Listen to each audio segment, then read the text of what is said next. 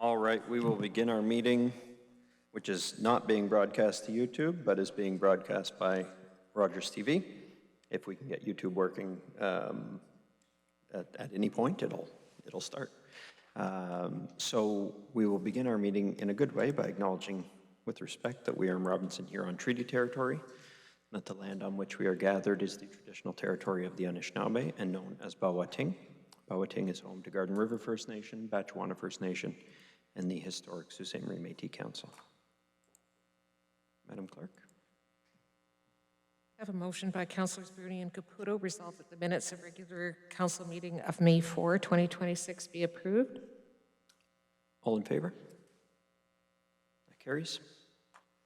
Under agenda item 4, declaration of pecuniary interest, Mayor Shoemaker has declared with respect to the property declared surplus at Old Garden River Road and the associated bylaw 2026-98 as the purchaser is a client of the law firm with respect to that matter. And Councillor Dufour has declared with respect to the emergency treatment funding agreements with CMHA and the DSAB because he is an employee of the Sault Ste. Marie DSAB. Council, any other conflicts? Seeing none. And I have a motion by Councillors Kinnock and Zagordo resolved that the agenda for May 25, 2026 City Council meeting as presented be approved. All in favor? That carries. That does bring us to consent, but because we do have representatives from Algoma Public Health present in the event that there are questions with respect to the Community Development Fund Social Equity Program application, Planet Youth Algoma, we will go to that item 7.8 first. So Council on 7.8, are there any questions? Councillor Caputo and then Councillor Bezo-Allen. Thank you, Mr. Mayor. I just have a couple of concerns with regard to the funding request, and I'm wondering if maybe Dr. Liu could come down and could ask some questions.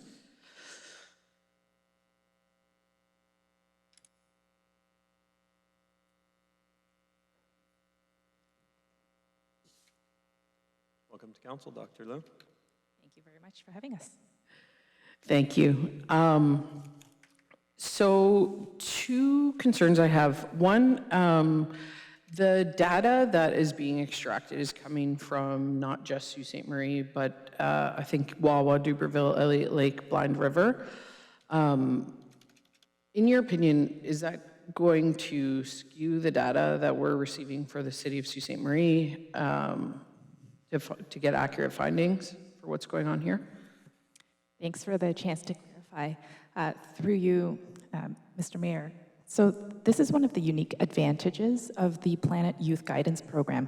The data is collected at the high school level, which means that the analysis and the reports are also provided back at the level of the high school. So with 5 high schools participating in Sault Ste. Marie, the city will actually receive neighborhood level or school catchment area level data pertaining to each of those high schools. So all of the data coming back is not going to be kind of lumped together. You will keep it separate to be able to identify what's happening where. Correct. So the consultancy actually works with each participating high school and creates unique reports for that school. Okay, great. I also wonder, once we receive this data, who's it meant for? That's a great idea. Question. So the Planet Youth model targets community level risk and protective factors for youth substance use. And that's across 4 focus areas: family, peer group, leisure time, and school. The data mobilization and community engagement activities are built in to the Planet Youth process. And as such, there's multi-sectoral stakeholders who have the role and opportunity to be engaged in reviewing results and actioning recommendations. And this includes school boards and the schools themselves, the municipality, public sector organizations, as well as private sector as well. The implementation structure for Planet Youth Algoma will involve local coalitions or action teams that are focused on the school level, as well as a broader steering committee at the district level. So APH, our school boards, there are 4 of them, are leading implementation, and that includes the data mobilization and community engagement piece. APH is the lead agency that will sign the contract with Planet Youth and hold the organizational accountabilities as a Planet Youth partner. The Sault Ste. Marie high schools and their respective school boards, they are core implementation and funding partners. And so they are key stakeholders and decision makers for any school level interventions that arise from the Planet Youth process. The City of Sault Ste. Marie, which has embedded Planet Youth within the youth belonging pillar of the Community Safety Wellbeing Plan, the city also is a key stakeholder and decision maker for any community or municipal level intervention that arises from the Planet Youth process. And then, of course, there are youth themselves, families, public and private sector organizations such as recreational service providers, boys and girls clubs. Those will be broadly engaged as part of the data mobilization process because they are also key stakeholders with respect to interventions in those 4 key areas of family, peer group, leisure time, and school. And members of these groups will be part of and represented at both the local coalitions and action teams wrapped around the schools and at the steering committee level, at the Algoma level.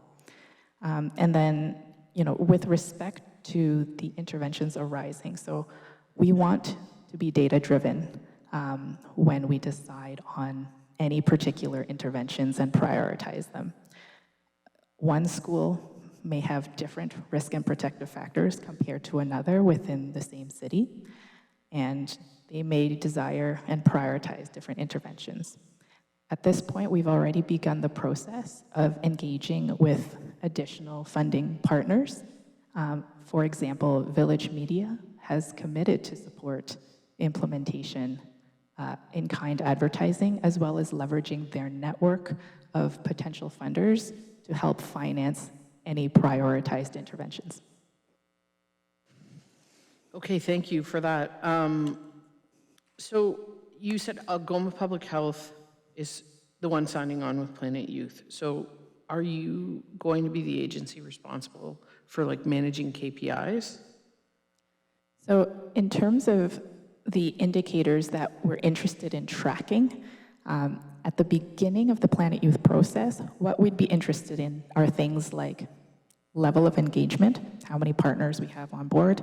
And for those of you who have access to the internet, if you go to algomayouth.ca and just scroll down to the bottom, you'll see a list up to date of our current partners that are part of the coalition, and these are organizations district-wide. So that's an early indicator. Another one is the percentage of high school students who are participating in these surveys. That's going to be a challenge, but one that we, with our school board partners and private and public sector partners, are really eager to get at, because the data is only as good as the voices that we get them from, and we're really keen to hear from the youth in our grade 10 high school classes across the district. So that's another early metric that we're going to be able to find and report back to our communities. And then as we get the data results back from the consultancy, those are really going to be the key pieces of information that drive conversation. What are those risk factors? What are those protective factors? And then further down the road, you're going to have further engagement metrics. How did we do in terms of mobilizing this data? Who did we reach? Who showed up at these engagement sessions, town halls, et cetera? That might look different depending on whether we're at Cass or in Wawa or at St. Mary's. So it's going to look a little bit different across the district, but what we're trying to measure at that point, again, is the same. It's that engagement piece and reach, mobilization of data. And then at the end of the day, we're looking at interventions. So we don't know yet what the data is going to point to, what we're going to want to implement. The consultancy will provide some support to signpost the evidence-based interventions given a school's risk factors, or protective factors. And then further indicators will be what interventions are implemented. And if this process continues, this is meant to be an iterative survey, biannual. So minimum is of 5 years, commitment to the Planet Youth program. If it continues for 5, 10 more years, we can also track through the survey whether or not reported rates of substance use are changing and going in the right direction, and whether those risk and protective factors are changing in the right direction as well. But those are long-term indicators. Thank you. I feel very confident in your leadership. The youth really need us. So I am grateful for you and for Algoma Public Health stepping into a leadership role, and I'm hopeful that what comes of Planet Youth data is used in the community, because far too often we see things, data come our way, and the factors of either agencies don't want to take responsibility, don't have the capability to take responsibility, don't have the funding. A lot of times we end up seeing data sit on the shelf. I am hopeful that as the lead agency, you can hold some feet to the fire and make sure that that doesn't happen with this. Because as I said, our youth really need us, and I'm happy to see this come to the table. So thank you. Thank you, Councillor Caputo. Councillor Bezo-Allen. Thank you. Through you, Mayor, and I will have a question for you too, Dr. Liu, so just stay. Through you, Mayor, to Mr. Lamming. Mr. Lamming, based on the report, we're committing $50,000 a year over 5 years for obviously a total of $250,000. If at year 1, the program isn't working or there's something that is not, the deliverables aren't being met, is this a commitment or is it under review every year for the following years? Through Mr. Mayor to Councillor Bezo-Allen, the intent is to have this go for 5 years. We typically do 1 year at a time, as you're aware, for budget purposes. So to your point, we've been conceptually approving for 5 years under a contract, but they're signing the contract of Algoma Public Health. So at any one time, we'd be kind of reaching this commitment if we were to stop it after year 1. Okay. So it would be a guaranteed $50,000 a year once we sign this contract over 5 years? Through Mr. Mayor, Councillor Bezo-Allen, that is correct. Okay.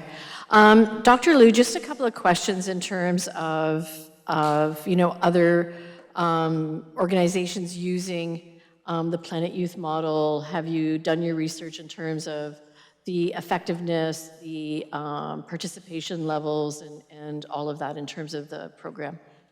Thank you, Councillor. Through you, Mr. Mayor. Yes, indeed, there's a very robust community of practice, even amongst Northern Ontario and generally Canadian communities who are involved in Planet Youth at various different levels. So in Ontario, Lanark County was one of the first communities that embarked on Planet Youth. We in Northern Ontario have been in touch with colleagues at Planet Youth Temiskaming, Nipissing, more recently Thunder Bay as well as Sudbury-Lacloche have embarked on this process. And again, every community is unique, but there are similar challenges across the board. Certainly getting high participation rates for high school students in this survey is one of the key initial challenges, and we're ready to meet that challenge with both our partners at the school board, our media sponsors in terms of promotion, and we are heavily already working to engage our youth across our different school boards at this time, with a special thanks to the Mayor's Youth Advisory Council who spoke to us as well. So some of that work is already underway to speak with our peers and public health colleagues in other areas to be able to learn from their experiences, but also understand that our experience is going to be unique as well. Our particular Planet Youth initiative is unique in that it is district-wide, our school boards have decided that they want all of their high schools participating. And that's great because I think at the end of the day, that really boosts engagement from not only the schools, but also our municipal partners as well. Okay. And in terms of accessibility, I'm thinking about Notre Dame, so it will be available in French as well? Absolument. Okay. And I just want to make sure, because people sometimes forget about Prince Charles Secondary School. Is Prince Charles included on the list of the 11 high schools that you have in your report? Thank you. At this time, we have actually 13 high schools district-wide, and the schools selected were done in consultation with the school boards, and they were put forward by the school boards themselves. I don't believe Prince Charles Secondary is on the list at this time, but conversations do continue. These are the initial ones that we are going to start the initiative with. And conversations will evolve over time if there is interest, desire, capacity at the school and school board level to bring on additional students. Okay. And then in terms of the data, who's going to, I'm assuming Algoma Public Health is going to own the data. It'll be your intellectual property. And then how is that data going to be mined and shared in a meaningful way to all the partner organizations? Thank you, and through you, Mr. Mayor. So the raw data set is actually owned by the Planet Youth Consultancy, and part of the value they bring to the table is the quick turnaround in analyzing the data and creating a report for each of the participating high schools. We also do get a clean data set as part of the contract, so we have the ability to do comparisons across and within Algoma, and also reference our other non-Planet Youth population health data that we have access to. So that will really help bring a robust picture of youth substance use risk and protective factors district-wide. The mobilization of data, as I alluded to earlier, will be a process that involves engagement with our schools, parents, families, as well as partner municipalities. We are very happy to come back to council to share this data in a formal way. We're also happy to attend town halls that really engage our citizens, because at the end of the day, our youth are spending time not just in schools, but in leisure activities with families, with peers. Everyone who's involved in those focus areas, in those spheres, we want to be part of that data mobilization process. And my last question, in terms of data collection, if there is a youth that is not part of a chosen school, is there a mechanism by which they can fill out, whether it's a questionnaire or however the data is being done? Is there a way for them to do that if their school isn't identified as a collection facility? Thank you. At this point in time, we haven't explored parallel data collection mechanisms, but we can certainly do so. I think what is important to remember is that the cohort being surveyed is one sample. It's a grade 10 class in general. In high schools in the district that are smaller, we might include additional grades. But they tell us what is happening in families, in communities, in neighborhoods. So we believe that with enough participation in our high schools, we should be able to answer the survey questions with sufficient robustness and validity. There are absolutely other things that may not be captured by the survey, and that's part of the early work that we will be embarking on this summer, is really working with our school partners, with key youth who will be able to do a scan through and say, does this make sense? Is it understandable to be able to complete? Is there anything missing? And that is something too that we are engaging our First Nation and Indigenous partners about. Okay, so you're going to beta test it first before it goes live. Is my understanding? We will have a review of a survey and have individuals work through the questions and review it.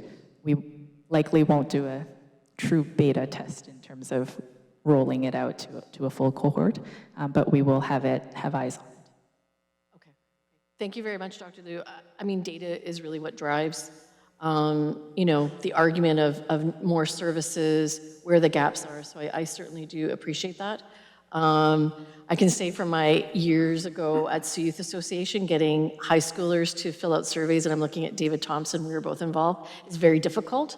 So I wish you much luck, and I hope it works out. And I just have a question for Mr. Lamming. Mr. Lamming, will our Community Safety and Wellbeing Coordinator work in partnership with APH regarding this initiative? You, Mr. Mayor, to Councillor Vezal, absolutely. Okay. Thank you so much for your time. Appreciate it. Thank you. Thank you, Councillor Vezoel. Councillor Scott? Thank you, Mr. Mayor. Thank you for the presentation, Dr. Liu. I just actually do have a couple of questions. I know I saw her walking back. I'm just going to kind of speak slowly. So thank you for stealing one of my questions, Councillor Vezoel, but it was about the data. So it does sound like Planet Youth will be curating the data and returning it to us, but something you said piqued my interest, and that was we are getting a clean data set back. Will that be made publicly available for like independent analysis by the public, or is that something that APH will keep internally? My understanding is that the clean data set will not necessarily be an open data set, but that it will be cleaned and available to the contractual Planet Youth partner to be able to do further analyses. The details of what we are permitted and not permitted to do with that data will really depend on the nuts and bolts of that contract. Great, thank you. And then also, these reports that will be returned to you, so the curated reports from Planet Youth, are you going to make those publicly available on APH's website in addition to potential town halls and presentations? Yeah, absolutely. We really want to have these reports available as broadly as possible. And in fact, we are building a separate Planet Youth landing page and website at this point in time for facilitating that process. Awesome. And one last question for you. Are the school boards also contributing funds to this? Yes. Yeah, great. Thank you. Thank you, Councillor Scott. Councillor Dufour? Thanks, Mr. Mayor, and thanks to Dr. Liu for staying at the podium.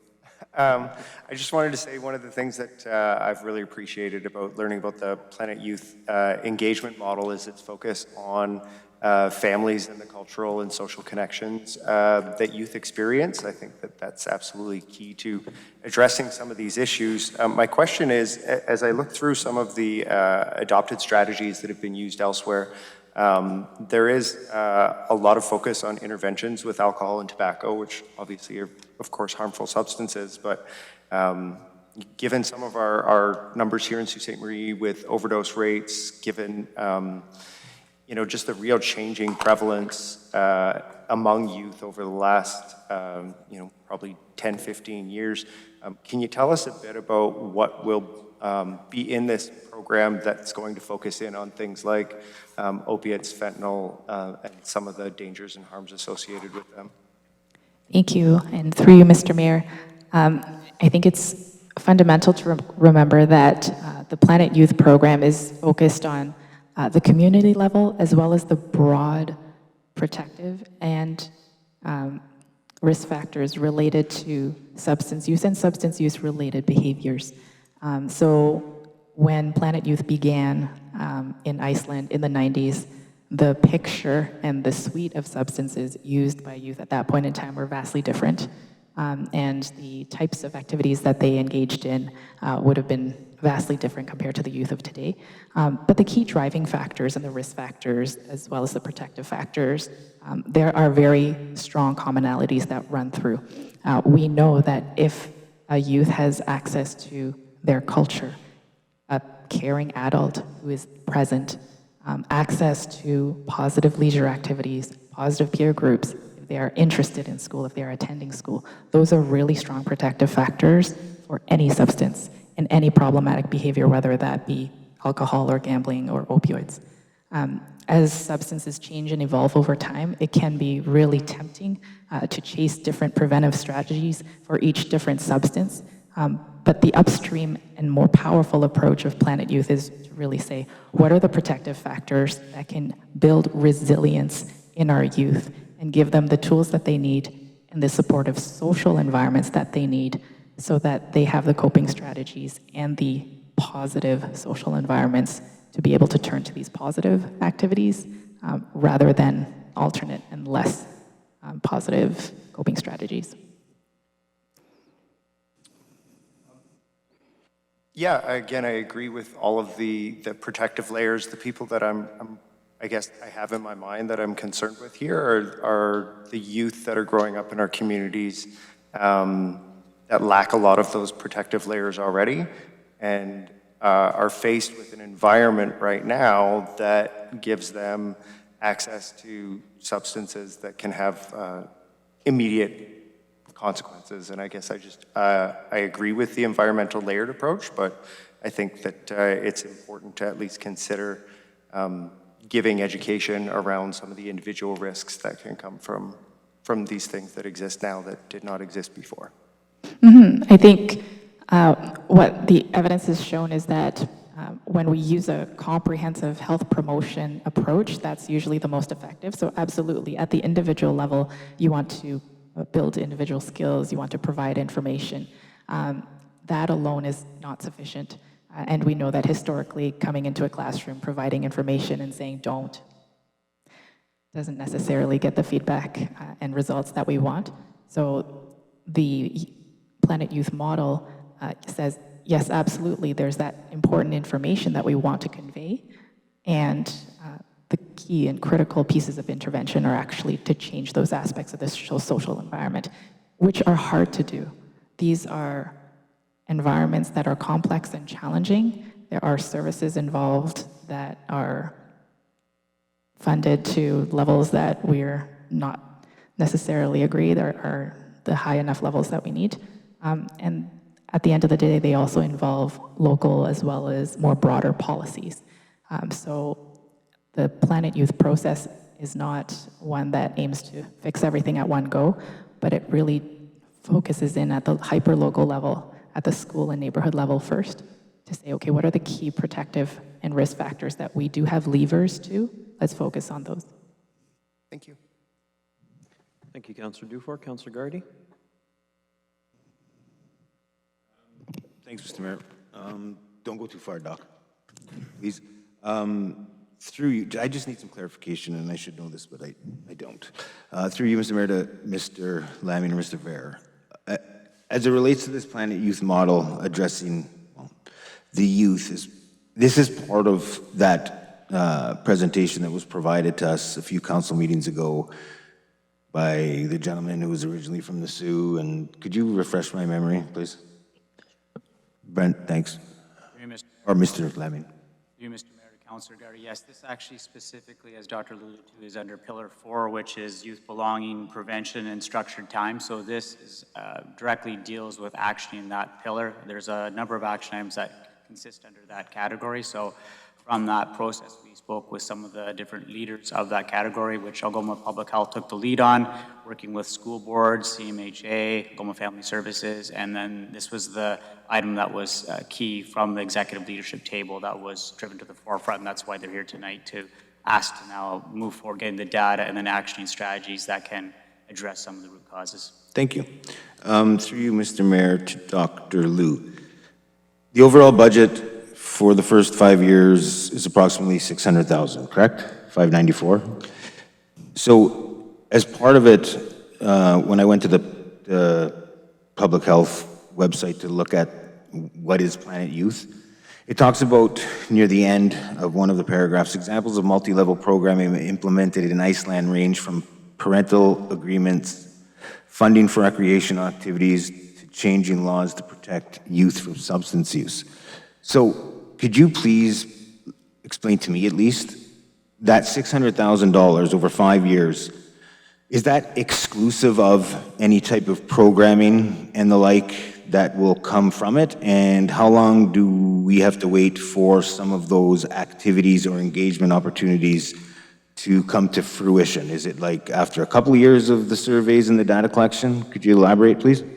Absolutely. Through you, Mr. Mayor, thank you for the question. The costs of the $600,000 strictly are the costs that are necessary for signing on to the Planet Youth contract. Any subsequent interventions that are pointed to, prioritized by communities or schools, if they need to be financed, that's a separate pot of funding. And as alluded to earlier, we are already in the process of engaging partners such as Village Media so that we have potential financing partners at the ready as these interventions arise.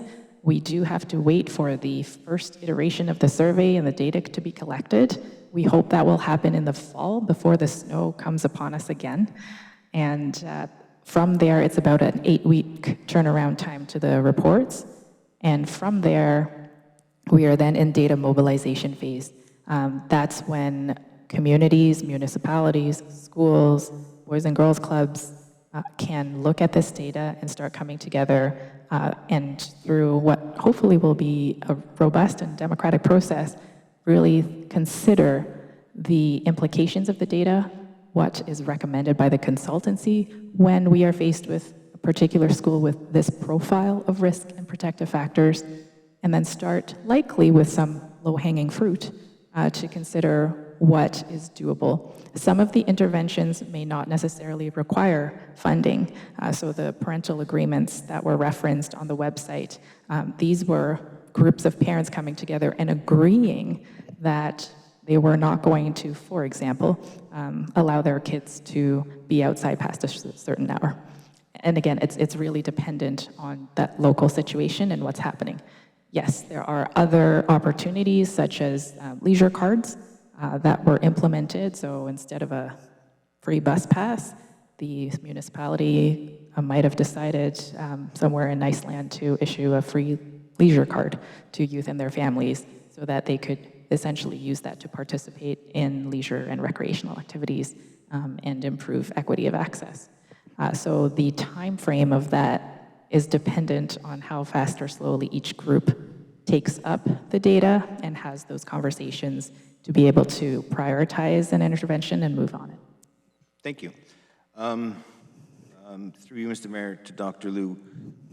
Dr. Liu, I looked at the list of the partners. Has there been any outreach from APH or any of your other partners to, say, like the YMCA or any sports or athletic associations locally to be participants in this? Absolutely. Some of those conversations have already been underway. For example, we have been in a good relationship with the YMCA, and as we now move from heavy engagement with potential funding partners to heavy engagement with implementation partners, that work will expand further. So in the coming weeks and months, our teams will be involved with a number of those organizations to ensure that they are A, aware, and B, wish to receive our MailChimp distribution to be able to know when they are able to attend a in-person or virtual opportunity to hear about the local data. Thanks. Through you, Mr. Mayor, to Dr. Liu. You referenced, actually, I have another question first. So hypothetically, I'm just trying to get my head around how this works. So say you're partnering with a dozen high schools or 13 or 14 high schools. You get data back that is unique to, like, I'm assuming there'll be a lot of overlap, to be quite honest, but I'm sure there's going to be some that are more unique than others and have challenges in certain areas that others may not. When it comes to developing, for lack of a better word, well, I guess, the interventions, if a high school in Elliott Lake, I don't know if Elliott Lake's even a part of it, I didn't see it, but if they are, I would assume that the school board responsible for that high school and Elliott Lake would be responsible for funding whatever the interventions need to be, correct? Yes, so any intervention arising prioritized would fall within the scope of the organizations having those conversations and deliberations and looking at the data. So the schools and the school boards would have line of sight and levers to interventions that they can implement, have capacity to, and they would be involved in the resourcing of those interventions. So through you, Mr. Mayor, to Dr. Liu, I would assume that prior to developing this application or whatever proposal, there was an inventory of specific interventions that are occurring community or Algoma-wide with each of your partners?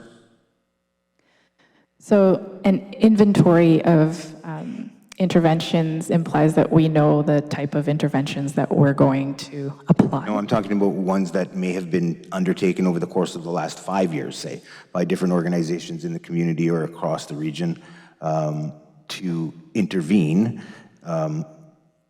as in vis-a-vis these challenges that you're going to identify, which I think we know what they are, but you understand what I'm saying? Sure, so let's take a more concrete example. I know it's a complex process. Yep. Say leisure time, recreational activities. Every community will have recreational activities and leisure time activities for youth in some form or another. We can conceptualize them as interventions that are ongoing. In the context of the Planet Youth Survey, that might capture, is it a high enough dose? Do we need more? Is it the right type? What are the youth interested in or not? Does that answer your question? Not really, but I kind of get where you're coming from. My concern is twofold. One being that there may be interventions which you might be aware of, or different partner organizations may be aware of, that have been somewhat successful, and I think it would be a good idea to have that information prior to going into this. That's just my opinion.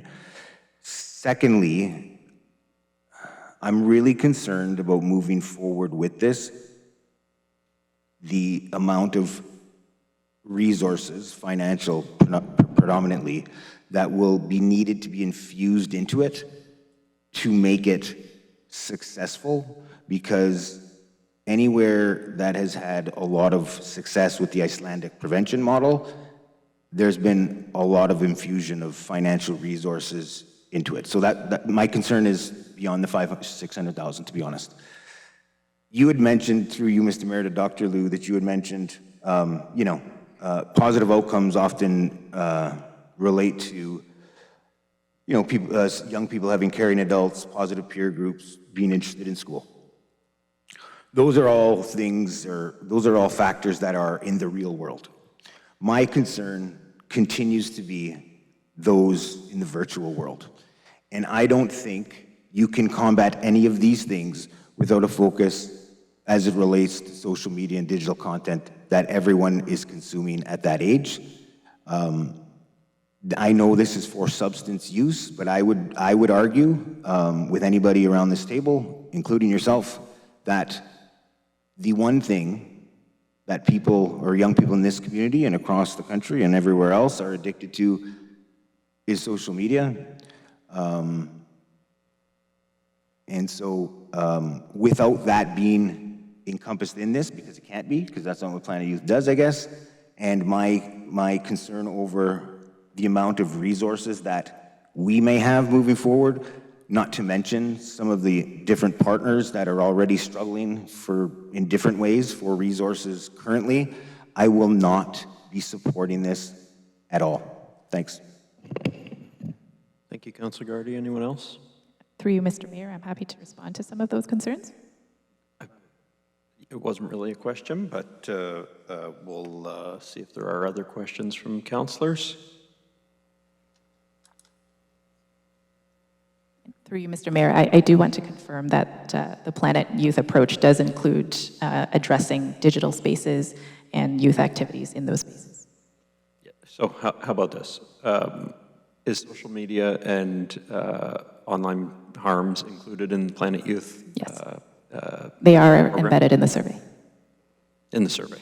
Yes. And so any interventions that would be recommended to combat the harms that could be created from there would be recommended out of those surveys?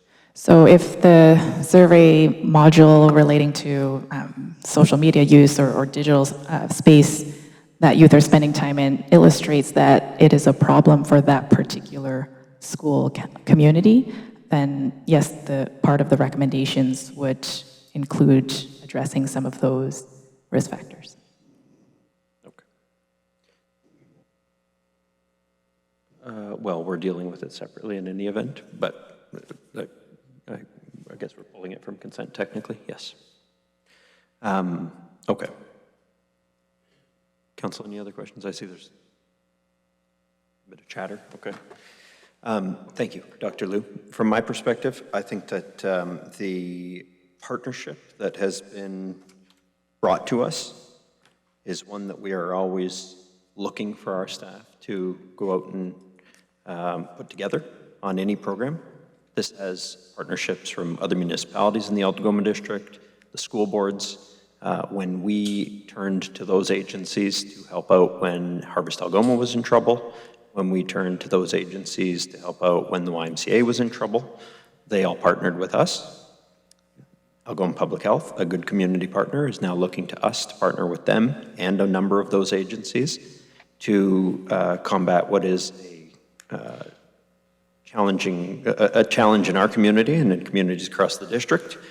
I think that it is a good use of the $50,000 that this council set aside for social equity projects, and we haven't used that money thus far since we put it in the budget. I think it was 2 budgets ago, and this would be a good use for it going forward, in my opinion. And other than beyond that, sorry, I think that though I can appreciate Councillor Gardy's concern with the cost that some of these organizations, or we, may be asked to put in place to fund the interventions that come out of the recommendation, I don't think that's a reason not to do it. That, if we are shown a roadmap on what it would cost to help youth get over the harms that exist out there, whether that's school boards, whether that's public health, whether that's the city, and they're not funded, then we are responsible for that. But finding out what the interventions need to be is the first step, and that's what this is. Because without it, we don't know if we have the right amount of whatever it is, recreational activities in town. We don't know if there's the right amount of family counseling in town. We don't know if there's the right amount of upstream investments in what needs to be invested to ensure that those social factors that Dr. Liu was talking about are prevalent enough in our community. So certainly support this and thank the municipalities in the region who have contributed to it. Thank the school boards, thank the DSABs and the Algoma District Services Board as well, and any others that I've missed for contributing to this. I will also just note that we are also now live on YouTube. I have a motion by Councillors Bruni and Kinnock, resolved that the report of the Deputy CAO, Community Development and Enterprise Services dated May 25, 2026, concerning Community Development Fund Social Equity Program application Planet Youth Algoma be received, and that the funding request of $50,000 annually for 5 years, 2026 to 2030, $250,000 total, through the Community Development Fund Social Equity Program to support the Planet Youth Algoma initiative be approved, and that staff be authorized to enter into a funding agreement with Algoma Public Health outlining reporting requirements and performance measures. All in favor? Opposed? That carries. It's a little less. 9-2.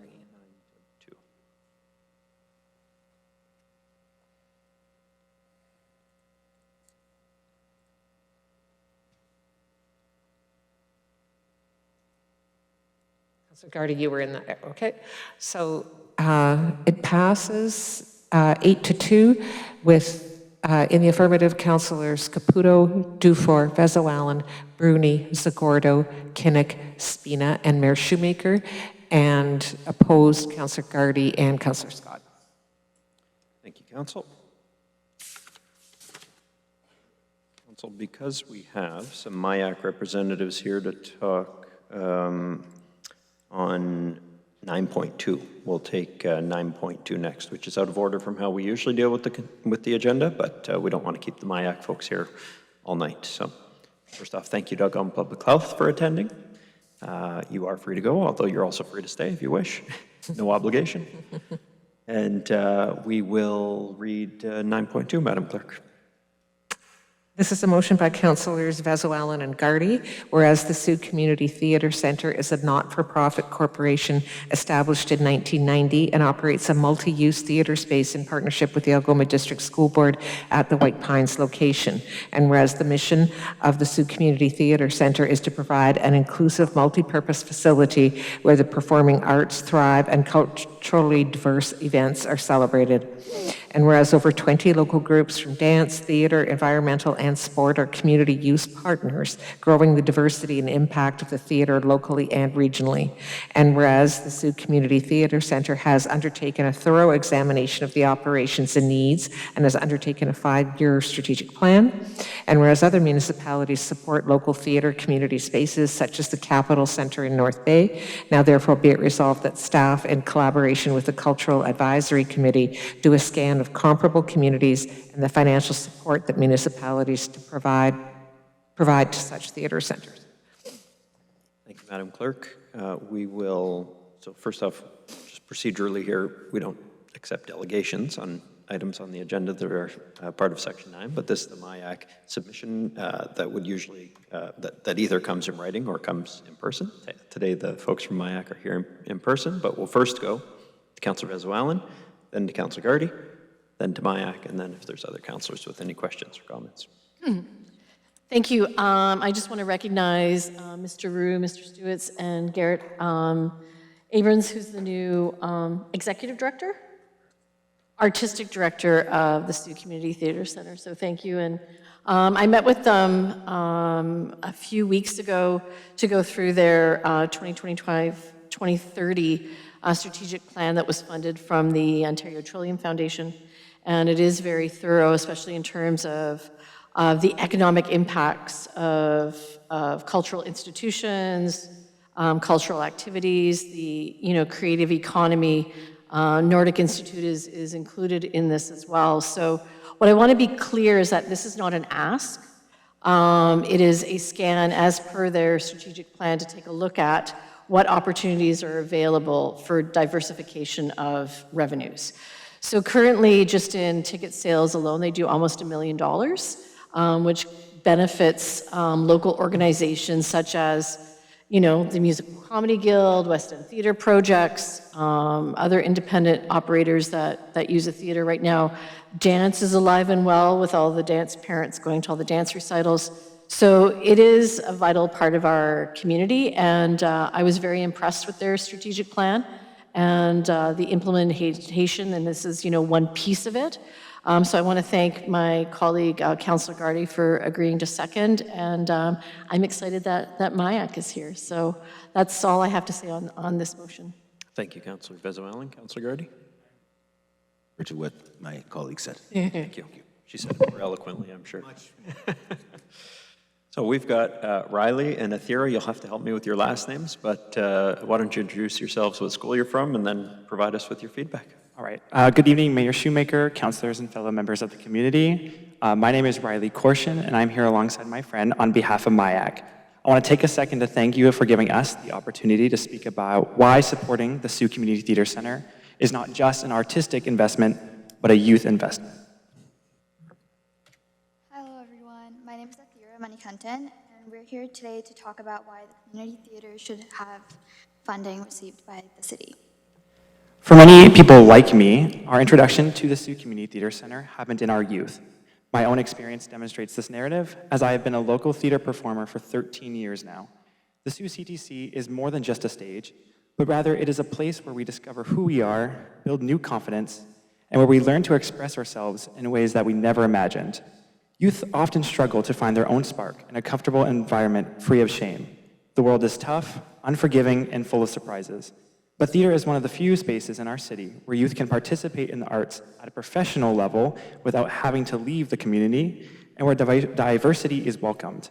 This space offers a youth a chance to showcase their talents, create new friends, and find their own path in life. Having been involved in theater for the past 3 years, I've seen firsthand how it brings people together and builds confidence.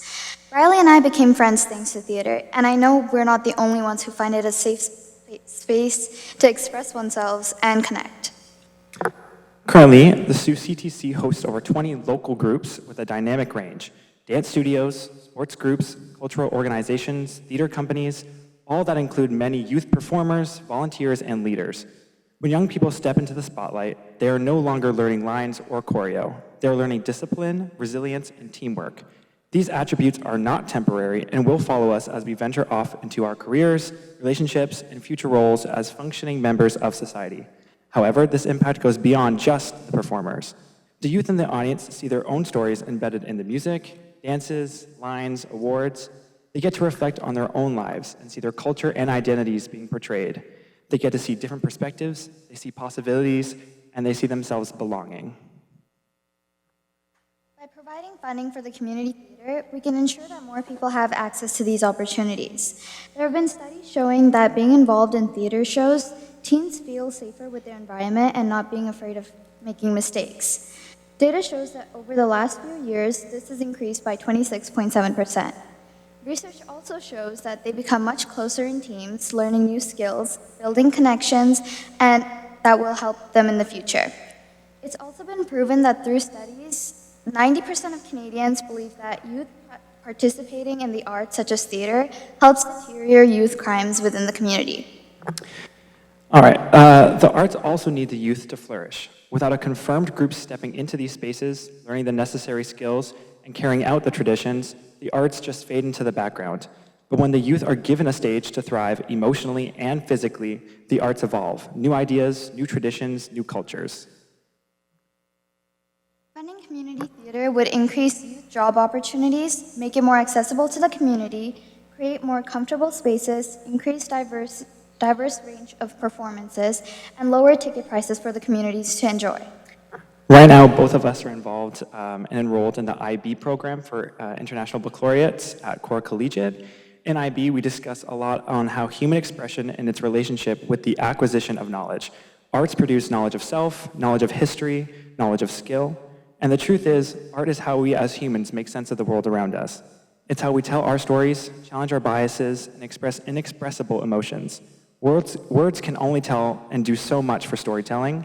Showing it live continues it into the mind of the audience. Art is the language we use when speaking is just not enough. It's how we show the world around us, our fears, our hope, our love. And without art, we lose the ability to express our creativity, our opinions, and our identities altogether. Investing isn't just about money, it's about funding the emotional and intellectual freedom that theater provides to the youth. Other municipalities supporting local theater community spaces, such as Capitol Center in North Bay, allows us to see the value of a city that recognizes art and youth, proving that it is beneficial to the community pride and well-being, and is important as it is to the city's image.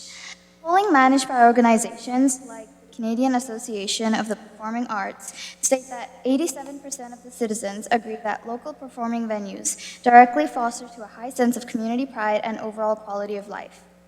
Broad national data found that 90% of residents view local cultural venues as a vital pillar for community spirit, identity, regional competitiveness.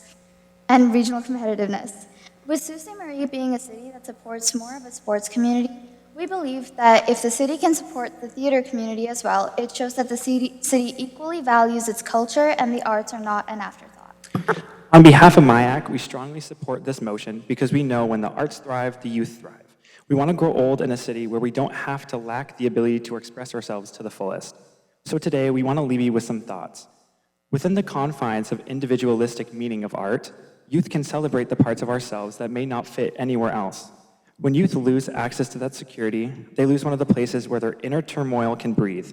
Every generation in time redefines what art is, and without young voices to reinvent it, the story of a community becomes imbalanced, incomplete, like a book missing its newest chapters, leaving behind a novel without a happy ending.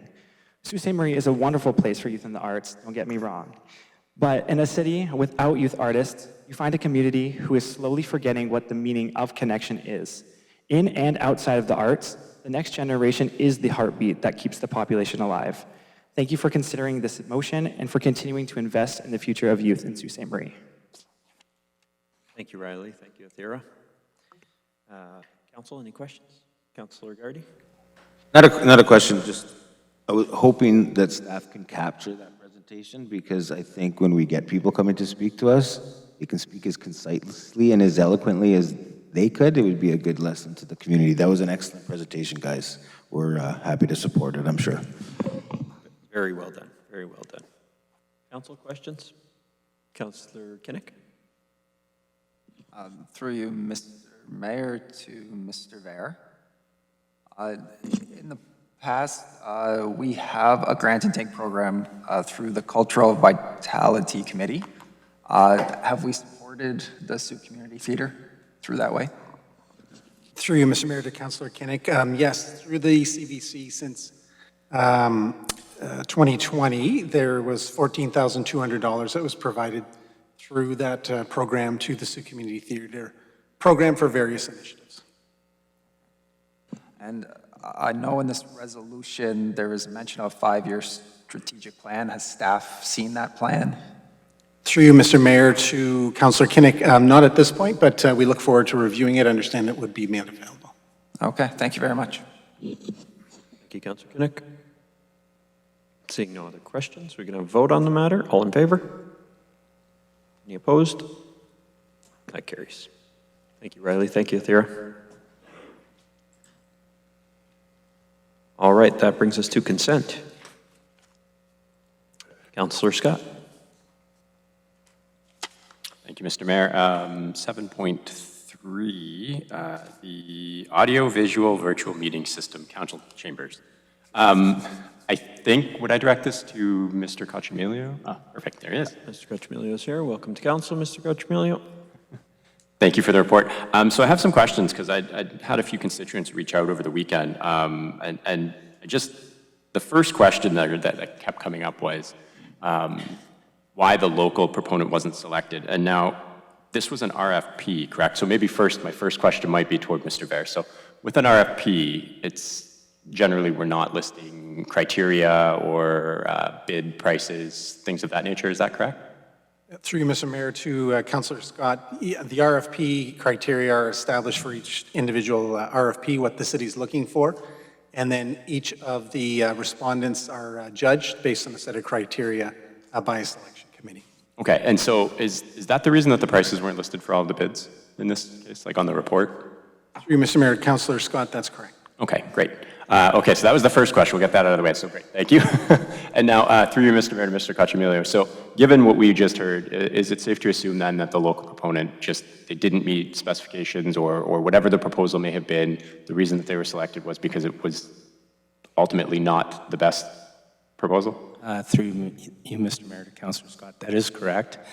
Basically, the committee evaluated it, and the ET group basically gave us the best quality solution based on, the implementation, operations, the resiliency, the lower apparent IT side dependency. So it was a full, wholesome solution. So they were on top of the scoring. Perfect. And you and your staff aren't concerned that they're from outside of Sault Ste. Marie, like they'll be able to support locally if we had issues?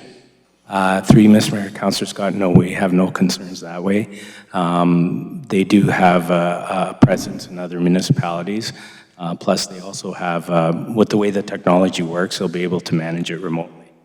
Great. Perfect. Great. That was everything on 7.3. Thank you. Anyone else on 7.3? Councillor Spina? Thank you, Mr. Mayor. Along the lines of what my colleague was asking, same kind of questioning. If all things being equal, we probably would have gone with the local proponent. Is that correct? Through you, Mr. Mayor, through the scoring mechanism, if the local proponent came on top, we would have chosen the local proponent. Right. So in this case, there was no local proponent that was near the top or was at the top of this. Through you, Mr. Mayor, Councillor Spino, that's correct. Okay. Thank you. That's all. Anyone else on 7.3? Okay. Councillor Scott, other items on consent. Thank you, Mr. Kutcher. Yep. 7.18, the Central Street Aqueduct repairs. I believe these questions may go to Ms. McCauley. Is she here? Yeah, she's here. Welcome to council, Ms. McCauley.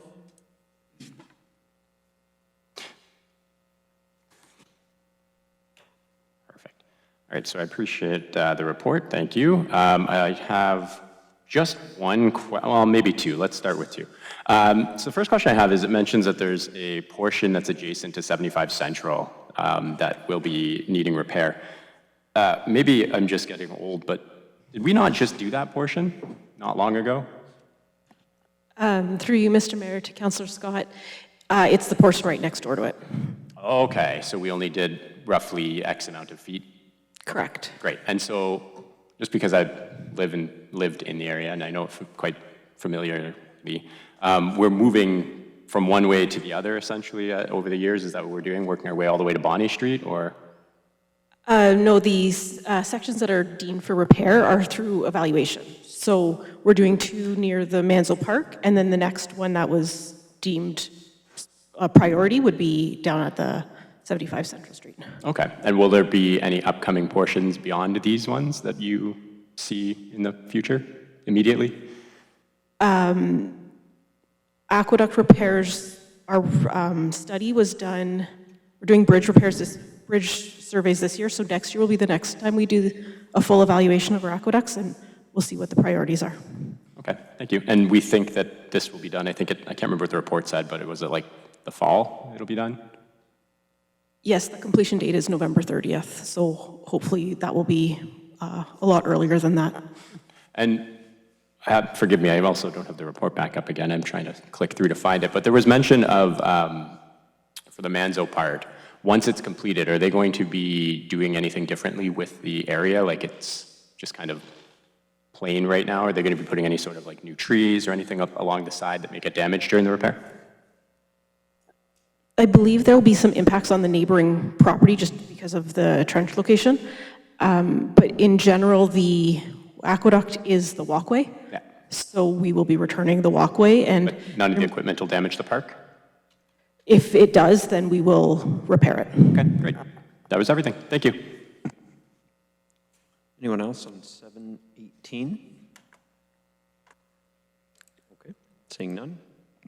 Councillor Scott, other items on consent? I think that's it. Thank you. Thank you, Councillor Scott. Councillor Caputo? Thank you, Mr. Mayor. 7.6, the LED lighting for the various city parking lots. I'm just wondering, I guess I'll direct this through you, Mr. Mayor, to Ms. Maioni.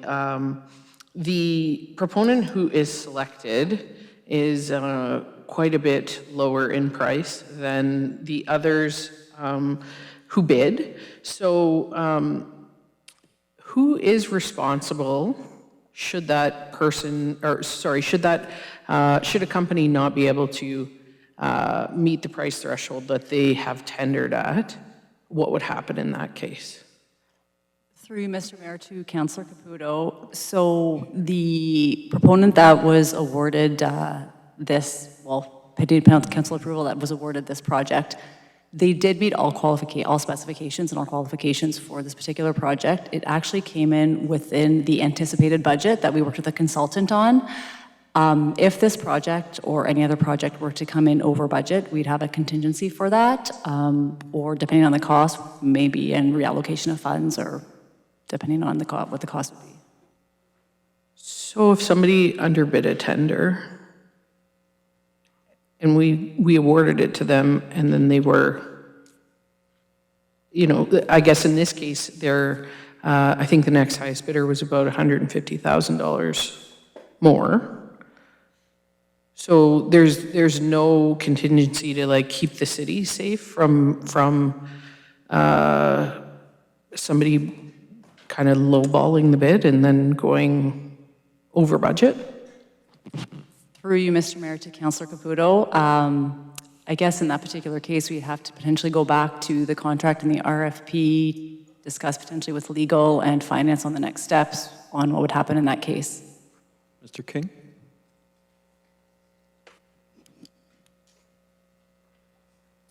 Through Mr. Mayor to Councillor Caputo, that is correct. There are usually some contingencies that are set out in those RFP documents. This particular case, I believe it's addressed through a templated CCDC2 agreement, so there would be some of that language supporting in there, so we would that would help us out in that instance. Okay, those are all my questions there. Yeah. Anyone else on 7.6? Just to perhaps put a finer point on it, Mr. King, if someone intentionally underbid at $211,000, knowing that the cost was going to be more, how can we assure ourselves that we are not awarding the contract with them subsequently being able to apply to our contingency, apply for a reallocation of funds, and take steps to increase our cost? Through you, Mr. Mayor, or to you, Mr. Mayor, essentially you'd have a breach of contract here if they're promising us something below cost and the delivery much higher. Certainly we'd go down that avenue with them at that time. Okay, thank you. Councilor Caputo, other items on consent? Yes, 7.15, the Speed Management Task Force. I will have some questions for Ms. McCauley. Thank you.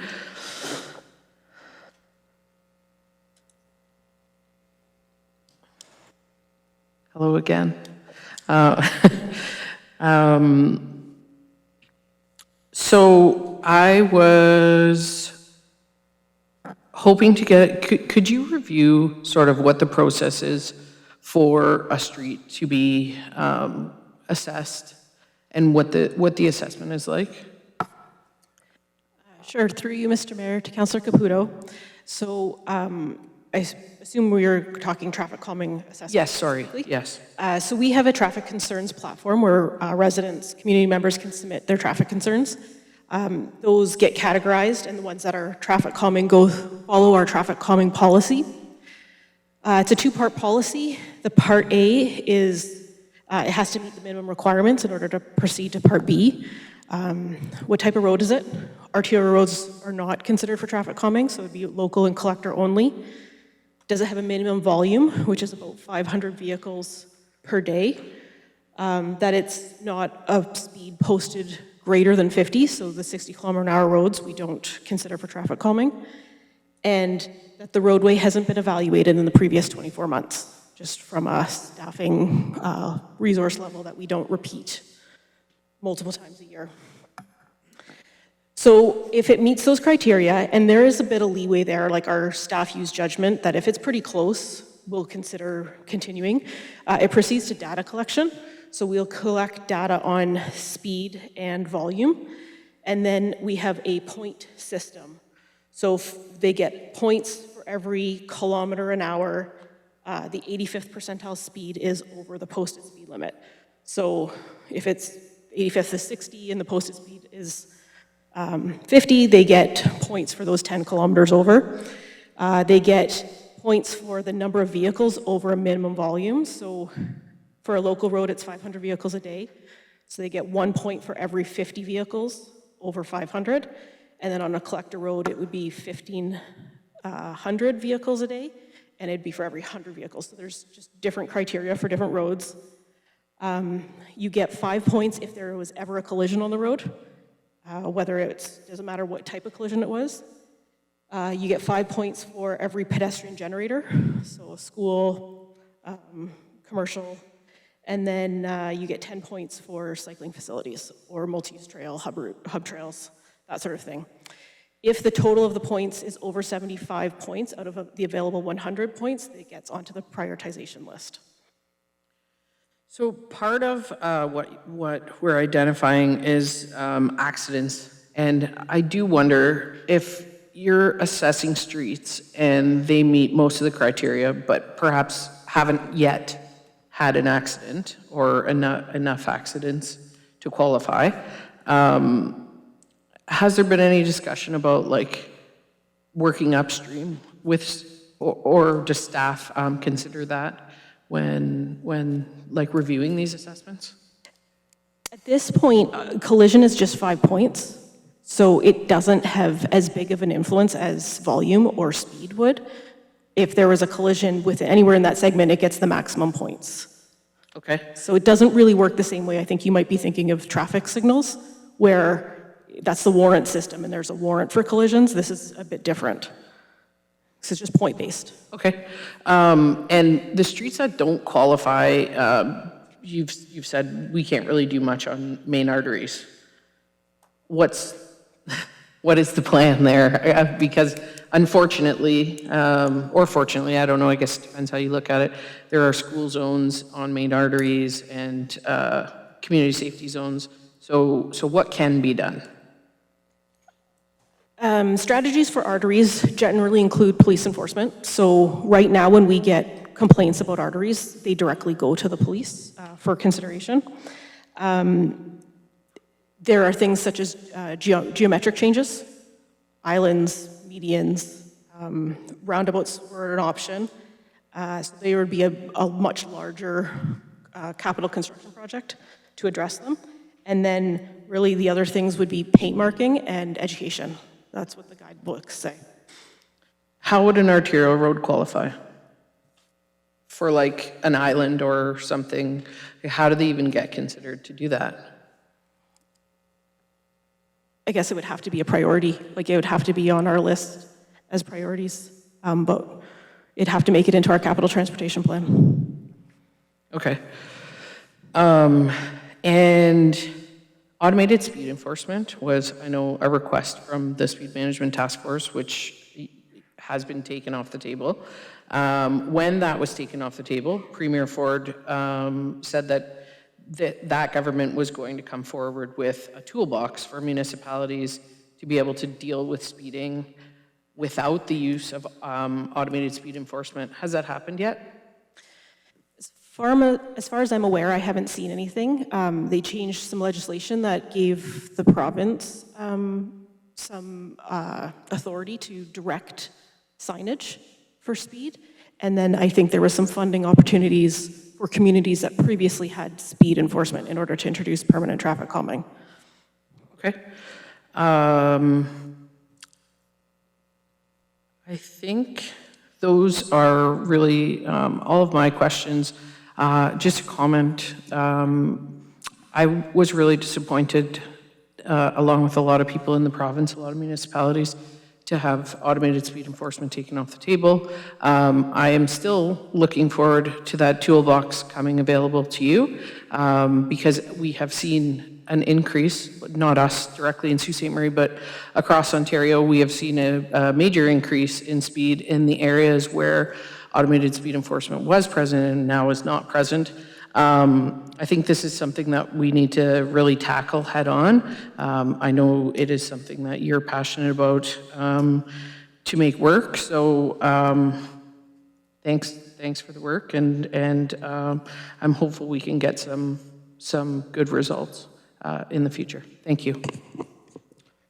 Thank you, Councillor Caputo. Councillor Bruni? Not on this. Oh, not on this one? Okay. No. Just rejig the list here. Councillor Spina on this one. Yeah. Thank you, Mr. Mayor. Through you to Ms. McCauley. Page 2 of the report, top of page 2. Flexible bollards will be installed at the previously identified locations. Of course, that list is not on this report, but that would be from last year, I'm assuming? Through you, Mr. Mayor, to Councillor Spina, yes, as well as, so we had recommendations in 2024, they were installed. We had recommendations in 2025, and due to some challenges that we had, they didn't get installed last year. So it will be at the locations that were recommended in 2024 and 2025. We're working to get those out. Okay, and through 2024 and 2025, we've had multiple communications regarding the bollards that were on baseline that created an absolute traffic disaster in that area. And on September 29th, I sent a message now that they were being removed, asking for that to be revisited for this year. I didn't receive a response to that, but can you tell me if baseline is going to have those bollards installed again? At this time, the plan is to, but we can have further discussions about that. The challenge is that it is one of our high-speed areas, so we don't know what else to do. It's a school zone that has a lot of high speeding, and if we don't put up the bollards... Right, hence why the September email, so that we could have time to discuss it. But now we know that it created... In fairness, it probably requires a council resolution as well. Right, but in fairness, Mr. Mayor, I did ask for this, and now we know that these ones, I want to know if they're on the list, because we know that they do create a traffic disruption over there where pedestrians and cyclists are put in direct conflict with motor vehicles, and I don't want to see that continue this year. Agree. Okay. So if I have to bring another resolution, I will, but I do want to see a resolution to this. Will those bollards be up before the next council meeting? I'll refer that to Public Works. To you, Mr. Mayor, and members of council, we can hold off at that location if that's what council desires. Wonderful. And then I'll bring a resolution if needed, Mr. Mayor. Perhaps you should look to amend this one to hold off at that location to see what. I trust Mr. Perry and his team. Well, no, but I'm not sure the council agrees, so. Sure. An amendment to this resolution, and I guess I would need a seconder. Councillor Scott will second it. Look to amend the resolution not to install them at baseline until further reporting at a future council meeting. Sure. That works, yes, thank you. So I'm just going to, I see hands up, so let's just see what Madam Clerk will come up with here. This is, who's your seconder? Sorry? Councillor Spina and Councillor Scott.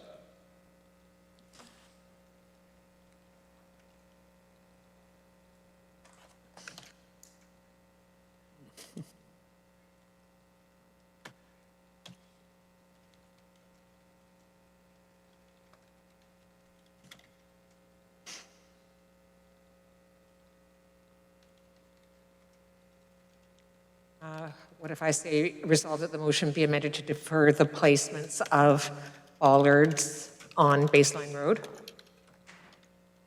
Until further reporting on what? An alternate resolution. An alternate speed enforcement recommendation. Or speed reduction, maybe not enforcement. Speed reduction. Speed management, something like that. Management. Yeah. Speed management's probably the right term. How about resolve that the motion be amended to defer the placement of bollards on Baseline Road until a further report regarding an alternate speed reduction strategy is received by council? Good. Is that satisfactory to you, Councillor Scott? Okay. So we heard this is on an amendment. Councillor Spina spoke in favor. Do we have someone that wishes to speak opposed? Okay. Councillor Curdy? Yes. Yes. It's my end of town. There are a lot of concerns as it relates to speeding in and around that area. I appreciate what Councillor Spina mentioned and what Councillor Scott is supporting, but I don't necessarily know if withholding placing the bollards, which is a traffic calming strategy, would be the most appropriate thing to do. I understand the concerns, but the concerns with the speeding task force, or whatever it's called, predominantly is speeding, especially in this area. So I'm sure that all of this stuff can be considered while the bollards are there. So I don't see the logic in it, to be honest. Thanks. So unless there are any points of clarification, is this a point of clarification, Councillor Spina? Okay. Just clarification on the placement of the bollards, for everyone's understanding. The road is very narrow in that area. Where the bollards are put in. That's not a clarification. Those are comments. Clarification, sorry, yeah, you're right. I apologize. It's clarification on the circumstance, not on the motion itself, sorry. No, just clarification on the motion. Councillor, clarification on the motion? Yeah, I have it's a clarifying question to Ms. McCauley, if I can. All right. I thought you stated that there was no alternative to currently to the bollards. That's why they're there. It is the only speed management, traffic calming device that we have at our fingertips currently. Through you, Mr. Mayor, to Councillor Caputo, I believe it's probably the most effective one. We could do geometric changes, such as rebuild the road. We could do paint marks, but We have put up the bollards, we've studied them, and they are effective. Okay, that's it, thank you. Clarification? What are we asking staff to come back with? Alternate speed reduction strategy. Yes. Ms. McCauley has stated. Then we can vote against the motion.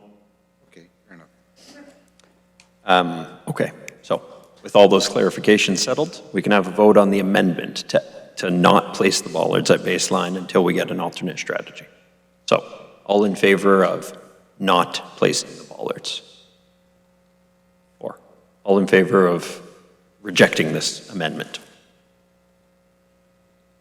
That's 5, right? I only have 3 members who've. Sorry, I just read. Can you register your votes on eScribe there so that we don't have to do hard math like 5 plus 4?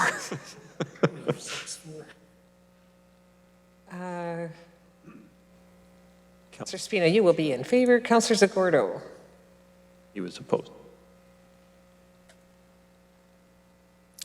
So the amendment fails on a vote of 6 to 4. Voting in the affirmative, Councillor Dufour, Councillor Scott, Councillor Kinnick, and Councillor Spina. And against, Councillor Caputo, Councillor Gardy, Vezo Allen, Councillor Bruni, Councillor Zagordo, and Mayor Shoemaker. Okay, so we are still on the main motion. And I have separated it from consent on account of the. Thank you. Yeah. So Councillor Spina has, those were all your questions? Yes, Mr. Mayor, I had comments, but that's okay. Would have been on the amendment. Councillor Dufour. Thanks, Mr. Mayor. So through you to Ms. McCauley, further on in the paragraph cited by Councillor Spina, you discussed the possibility of installing speed tables where appropriate. Just a question, so in determining an appropriate location for speed tables, does that primarily take into consideration the posted speed limit currently? Through you, Mr. Mayor, to Councillor Dufour. Yeah, when I say where appropriate, it just means that speed tables are not appropriate on roads that don't have curb, where the pedestrians share the road space, such as a paved shoulder, or the cyclist. So that's what I meant by where appropriate. It's that it's not a tool that could be used in all locations. It would be on the prioritization list. What we're want to explore is the idea, like the flexible bollards are a short-term solution. They go up in the spring when possible, and they'll be taken down before the winter season arrives. A permanent solution would be there all year long. So some of these locations, we want to, now that the flexible bollards have worked, we would likely focus on the locations that potentially have flexible bollards, and the plan is to consult the public and get their feedback. Okay, so can I understand that to mean that speed tables then can be installed in areas of like 50, 60 kilometers per hour, even though they force you to slow down to 35? It would be on those same locations that make the prioritization list, so that would be at the posted 50. They're not generally, speed tables themselves are not generally recommended on collector roads, which many of our streets are collector roads. There are different tools that are similar to speed tables that we would look at, but at this point, this isn't a funded program. We just wanted to get kind of the consultation done and a plan done with the idea of rolling it out over 2 to 3 years when we can find budget or potentially Public Works could install. My personal opinion would be to look at the local roads first before we get onto the collector roads, but that's for further discussion as we plan this out. Yeah, no, I agree. I think the speed tables work best for local roads. I noticed that in some of the prioritization lists, it was almost all collector roads rather than local, so thanks. Thanks, Councillor Dufour. Councillor Kinnick. Thank you, Mr. Mayor. Through you, Mr. Mayor, to Ms. McCauley. So we have mentioned arteries, residential, and collector roads. And I'm just wondering, is the committee or the task force taking into account changing traffic patterns just like we are with speed lights and stop signs, where we're adding or removing areas? Are you guys recommending current collector roads to be converted into arterial roads by road designs for future planning or anything like that? Through you, Mr. Mayor, to Councillor Kinnick, in the near future, we will be updating our transportation master plan. So when we completed that in, I think it was 2015, it laid out the classification of road. So I would be asking to have that revisited just to make sure that it suits the future development. Okay. Because in my personal opinion, I think some of these arguments and conflicts we're seeing in the community about collector roads is maybe in the future they're going to be considered arterial roads and then they need a redesign rather than traffic calming measures. So thank you. Thank you, Councillor Kinnick. Councillor Gardy. Did you have? No. You've already said what you needed to. Councillor Zagordo. Thank you, Mr. Mayor. Just a few questions for Ms. McCauley. You mentioned earlier that there's a point system that's used to see if a road qualifies. Can you explain, once a road qualifies, what device and how that's determined, whether it's speed bumps or the bollards? Because I've noticed, for example, in the Foxborough neighborhood, that they do have speed bumps there, and what may have determined that over other devices? Through you, Mr. Mayor, to Councillor Zagordo. The speed tables or humps on Foxborough were in place prior to our traffic calming policy. That was updated, I think, sometime around 2023. So currently, since 2023, since we started this point system and we provide a prioritization list, we've been doing flexible bollards. And that's what we've been doing for the last 2 years. And this year, we're looking to expand that to see if anything else would be acceptable to the community and work. In general, it's chosen off of this list, and it's kind of our engineering and assessment of it. It's what's the neighborhood. We try to spread them across the community so that we don't concentrate all of them in one end of the city, even though potentially there are higher assessments in one end versus the other end, just based on design standards at the time that the roads were built. So we do try to kind of spread them across in, not necessarily every ward, but we do try to kind of introduce them to all the community at the same time. So the bollard is the main device that we use in our city? Currently. Are we keeping any data on once devices have gone up in an area, if it's affecting other roads and traffic in that area? Is there any data collection on something like that, or it would just depends? Primarily be complaint-based. So we do, and we can see based on the complaints that come in. For example, Moss Road, it's likely on there because People's Road was under construction and Moss Road was used as a detour.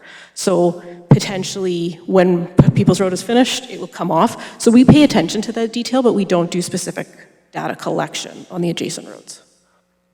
Okay, thank you. Thank you, Councillor Zagordo. Other councillors on this item? A couple questions just specific to, first, specific to the report. You mentioned that bollards are used currently, but there would be future evaluation of speed humps or tables, whatever you want to call them. In my 12 years here, only one street has successfully gotten speed humps on it, and that's Foxborough, as a result of a resident petition. McGregor, prior to my time, yeah. I haven't been here that long, Councillor Dufour.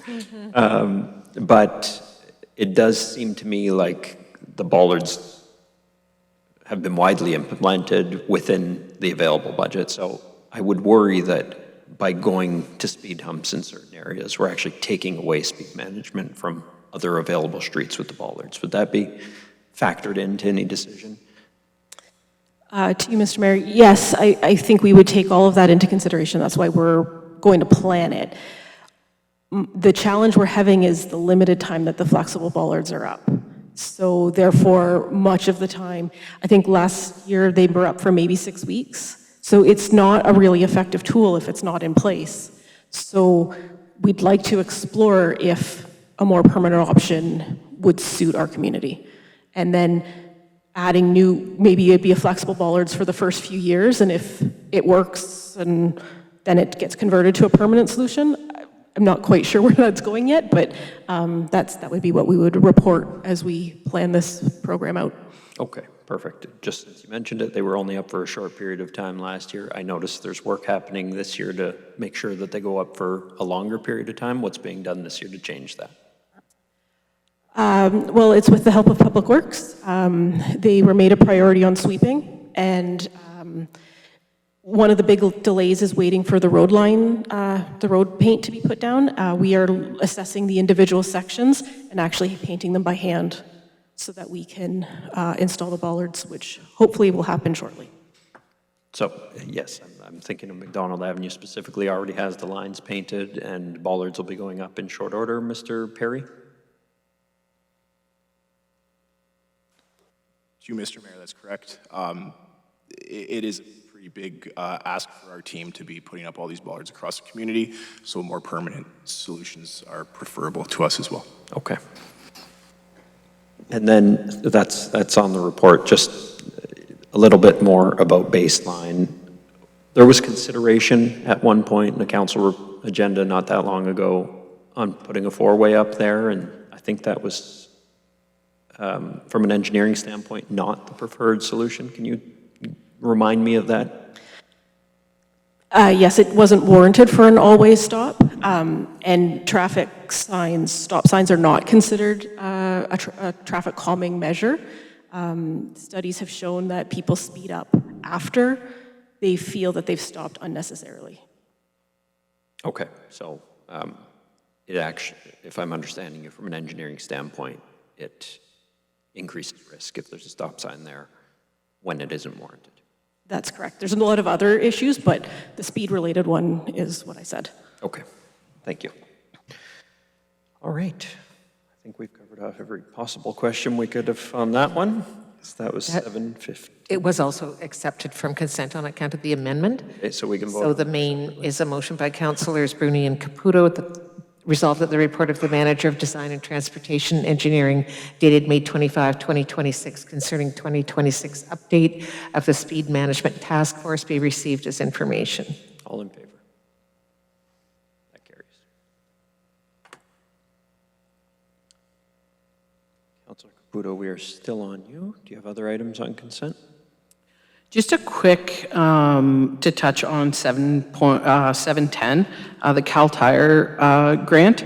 I just want to say to whoever was involved in getting the city that grant, thank you so much. This park, I see it nearly every day, full of children. And since we have, well, not just us, Kiwanis, has revitalized that park. The use is just through the roof. It's amazing to see. I see kids there even in the wintertime, families. It's really wonderful. And just also a little shout out and a thank you to Public Works, Mr. Perry behind me, because I see that they are once again doing in-kind work to be able to implement to put the rubber in, and that is much appreciated, and thank you very much. Thank you, Councillor Caputo. Anyone else on 710? I just want to also recognize Kiwanis celebrated 100 years in our community last week, and so thank you to them for the money that they have donated to this park improvement and for all they've done in the city over the last 100 years. That's it for Councillor Caputo, is that all your items on consent? Okay. Yes, thank you. Now we've got Councillor Vezo-Allen. Thank you. Through you, Mayor, I have 3 items. I'll start with 7.2, and it's just a comment. I just want to congratulate and thank Ms. Schell for her many years with us, and I hope she thoroughly enjoys her grandchildren and her retirement. So thank you. Thank you, Councillor Vezoallen, and thank you, Ms. Shell, for your years of service. We did offer Ms. Shell the opportunity to say a few parting words, and she said she's going to stick to the numbers. Councillor Vezoallen, other items on consent? Yeah, 7:13, and I know that Ms. Fisher is not here, so I will just throw out the question, and whoever needs to answer can answer.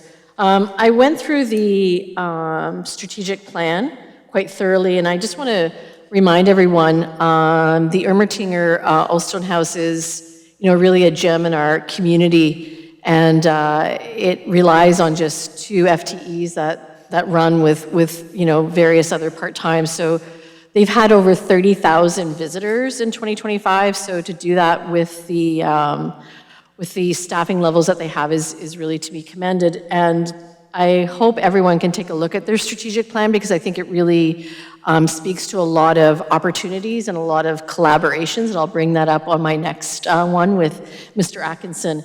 But my question is in terms of them wanting to increase their Indigenous capacity with storytelling and to start a working discussion group with our Indigenous partners. And my question is, will Ms. Neviu be involved with that? And in terms of the strategic plan, while certainly it's, owners are, Ms. Fisher and team, what oversight and support do we give to make sure that they can achieve some of their, opportunities, and also addressing some of the threats that they did mention in that, such as like aging volunteer force and things. But I really wanted to focus in on the Indigenous piece and how, staff is going to help support that work moving forward. You, Mr. Mayor, to Councillor Vezoallen, absolutely. Again, Ms. Neviu will work closely with the team at the Ermatinger site and Ms. Maioni as well. They're all part of the Community Development Enterprise Services team, so we'd be happy to make sure. She has had some contact in the past, but we'd like to have her take another look at the strategic plan as you suggest, and any way she can help bridge discussions, we'd be more than happy to facilitate that. Thank you. Thank you. Councillor Vezoallen, anyone else on 7:13? Or did you have other? That's it for 7:13. That's and it then, for, yep. okay. Anyone else on 7:13? I just want to remark that it's a very well put together annual report, and looks like things are trending back to where they were a long time ago, pre-COVID in 2019. So that is where we want to be. Councilor Vezoallen, other items on consent? Yeah, 7:14, the agri-food industry report. Welcome to council, Mr. Atkinson. Thank you, Mr. Atkinson, and full disclosure, I have met with Mr. Atkinson. This was a motion that I penned into, and so he has first reached out to me in terms of, and I've spoke to our economic development team in terms of, where I'm seeing some trends and opportunities in the agri-food industry. So I want to thank you for giving your time to me in terms of that. In terms of the report, in phase 1, you have the working group that's going to be established. And then not till phase 3 do you have sort of like, whether it's a conference or some sort of like, whether it's, suppliers or whatever it is. In terms of the plan, in having sort of a, sort of an all hands participation in terms of like a mini conference, or would that make sense to kind of bump that from phase 3 to phase 1, especially if you're establishing a working group, just to see who, sort of all the interest and the players are throughout the area and involved in, the food industry? Through you, Mr. Mayor, to Councillor Vezoallen. I'm not opposed to that idea. Okay. I think what we're looking at right now is for phase 1 to really inform the next steps, and I see an event of that nature as part of the next steps. We haven't fully developed what that steering committee or that working group is going to look like. We want to make sure it's a good cross-section of the agri-food sector or industry. So again, like the framework that provided in the report is just, it's fluid. It's a working framework, we'll call it. So if we determine that we can host something like that earlier, or it makes sense to bump that up into an earlier phase, we can look at doing that. Okay, and then just a comment when I was going through the Ermitinger strategic plan, on page 6, they want to do more garden to table dinner events. And I think, we tend to not take a look at what's right in our backyard, and it is a city partner. So I think in taking a look at what some of our cultural industries are doing in terms of food production would be really important to add as well. Through you, Mr. Mayor, to Councillor Bezoal, and I think that's a good opportunity to maybe bring Ms. Fisher on board as part of the steering committee. I could reach out to her and ask. Great. If she's interested. Thank you. I don't have any other questions. I really appreciate your work, and it was really thorough, and I'm excited to see where this will continue. Thank you, Councillor Bezoal. Other councillors on this item? Councillor Dufour? Thanks, Mr. Mayor. Just really quickly, through you to Mr. Atkinson. Thank you, Mr. Atkinson, for the report and the great strategy. I was wondering, will there be a part of the strategy that involves engaging with towns and councils to our east, specifically with their economic development staff for some of those agricultural lands there? Through you, Mr. Mayor, to Councillor Dufour, yes. We've actually, so this was a report that was co-authored with the Rural Agri-Innovation Network. Unfortunately, David had to leave, but we've leveraged a lot of their networking and their knowledge of that landscape east of our community, and we plan to continue to engage that area. Excellent. Thank you. Anyone else on 714? Okay. Thank you, Mr. Atkinson. Saying none. Councillor Bezoal, other items on consent? That is all. That's all. Councillor Bruni, items on consent? Thank you. Agenda item 7.9. Bring it up. Yeah. Yeah. Transit. I guess it would go to... Mr. Lamming or Ms. Mayon? Okay, thank you. It stated that you had a very extensive community consultation that occurred. Would there be a follow-up consultation, or will you just go by the numbers of riderships? If it increases or if it decreases, is there an action plan after? Through you, Mr. Mayor, to Councillor Bruni. So once this launches, transit staff will be gathering all of the complaints, concerns, issues that come forth.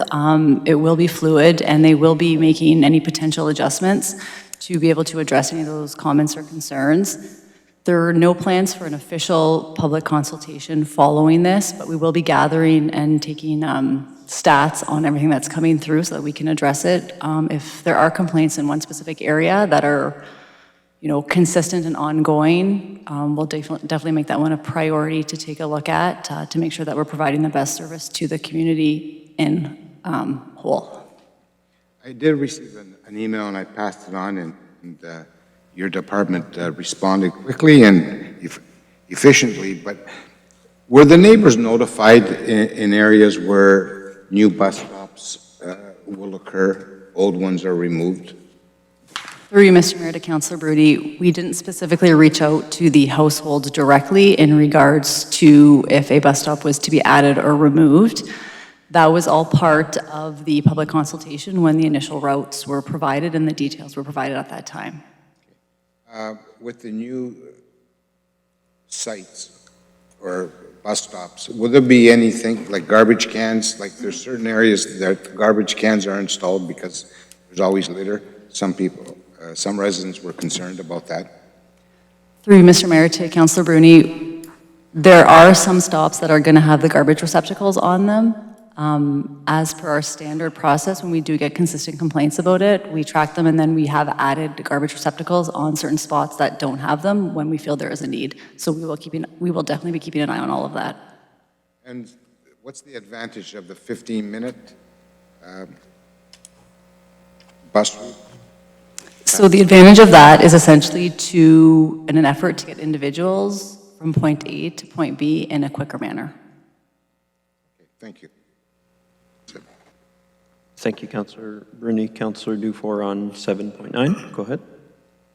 Thanks, Mr. Mayor. Through you to Ms. Maione.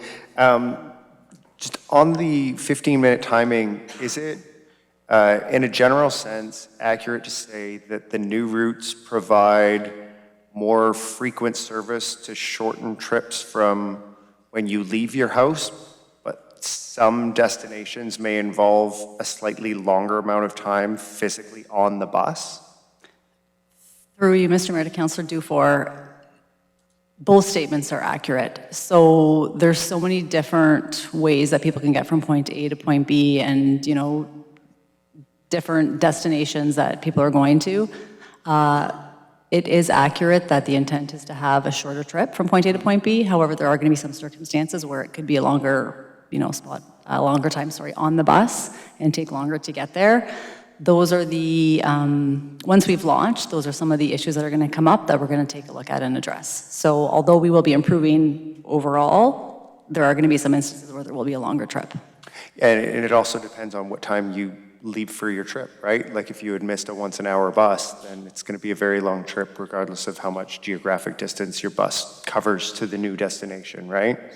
So I think that's an important piece to address at least some of the complaints and concerns that I've heard so far. It's not necessarily that the trip is taking longer, simply that time on that bus may be a bit more, but you have 4 times an hour, opportunities to get on that bus, which, remembering my personal experiences as a student taking the bus, I think that would have been a huge advantage back then. So thank you for that. The only question I had, and this is just to highlight this for folks at home, but will Google Maps be live with all of their trip planners for the new routes for area residents when the new routes launch? Through you, Mr. Mayor, to Councillor Dufour, yes, all the technologies will be updated for that Sunday, June 7th. Awesome. I think that's great. I think having that integration, especially with Google Maps, could be really helpful for residents. So thank you very much. Thank you, Councillor Dufour. Anyone else on 7.9? Okay, seeing none. Councillor Bruni, other items on consent? 7.19, the landfill. And who would I direct this question to? Mr. Nicholson, who's here. First time at council, I believe, so welcome to council. Hello, Mr. Nicholson. Thanks for your report. It said, based on the 5-year average disposal rate, the estimated remaining site life at the end of 2025 was 3.1 years. But also in the report, it states that given the anticipated 2026 disposal volumes and limited capacity outside the proposed mining area, the site life may be closer to 2.5 years. What does the city have planned if in 2.5 years? You have an action plan to go forward? To you, Mr. Mayor, or through you, Mr. Mayor, to Councillor Bruni.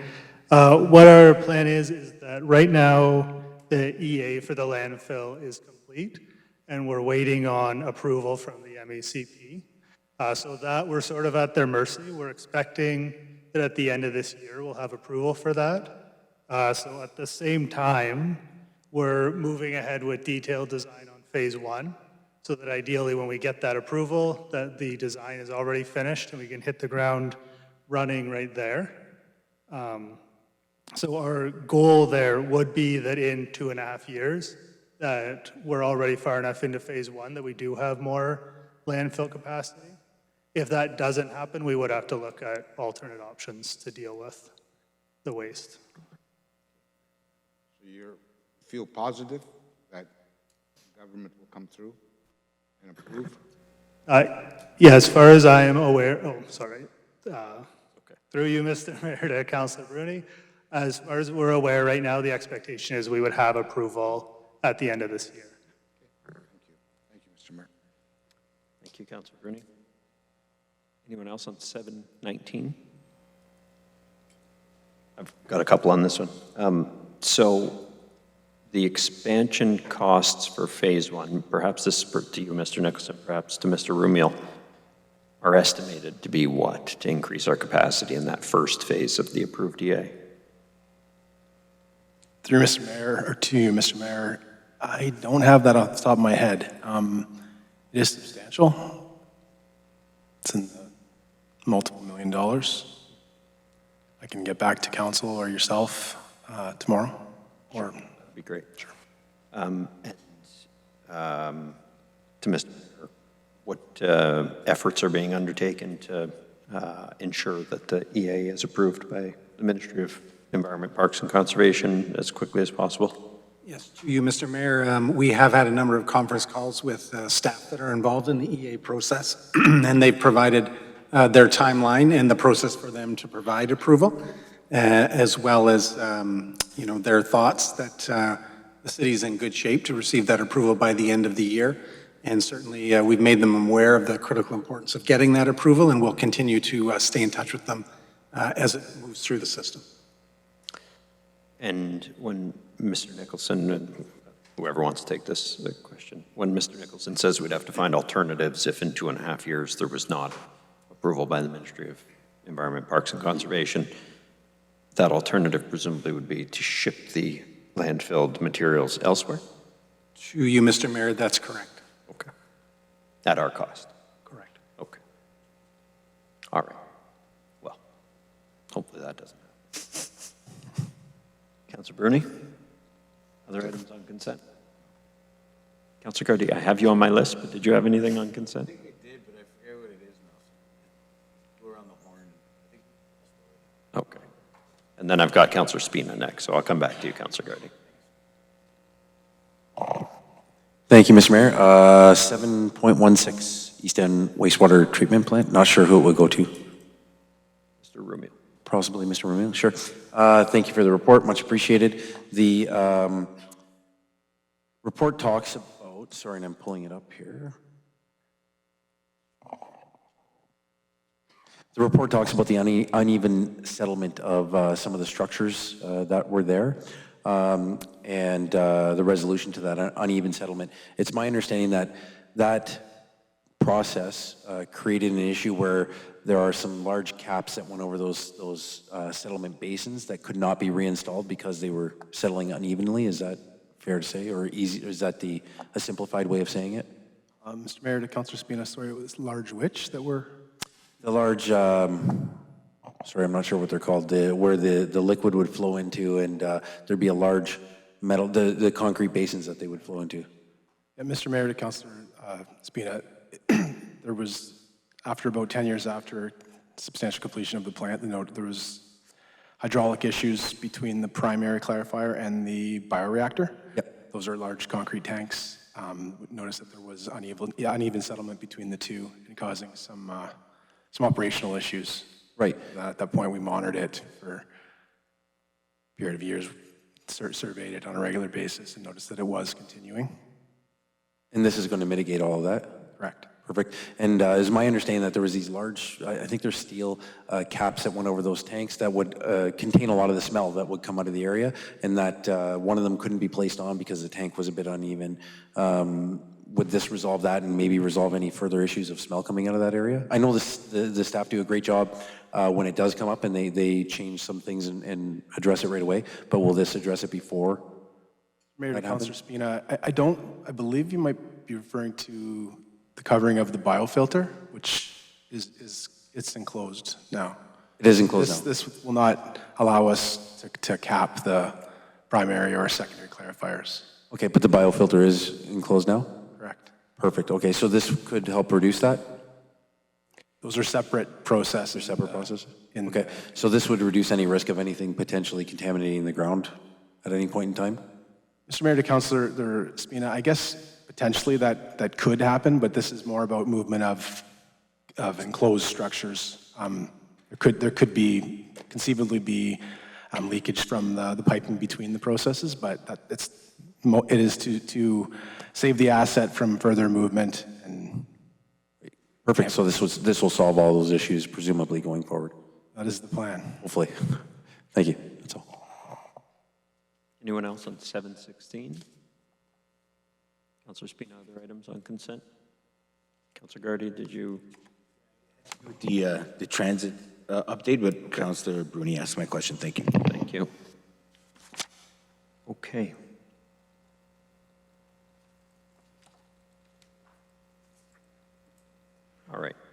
Seeing no other questions on consent, I have a motion by Councilors Bruni and Zagordo, resolved that all the items listed under date May 25, 2026, Agenda Item 7, Consent Agenda, save and accept Agenda Items 7.8, 7.15, 7.21, and 7.25 be approved as recommended. carries. And that will bring us to Agenda Item 9.1. It's a motion by Councilors Bezuallen and Spina. Whereas on March 23, 2026, Council received a report on Church Street traffic flow setting out the timeline for reconstruction of Church Street as a one-way street with consideration of moving to a two-way street to be considered when Pym Street was reconstructed. And whereas the traffic flow of Pym and Church Streets are twinned one-way streets which meet at an angle just south of Ontario Avenue.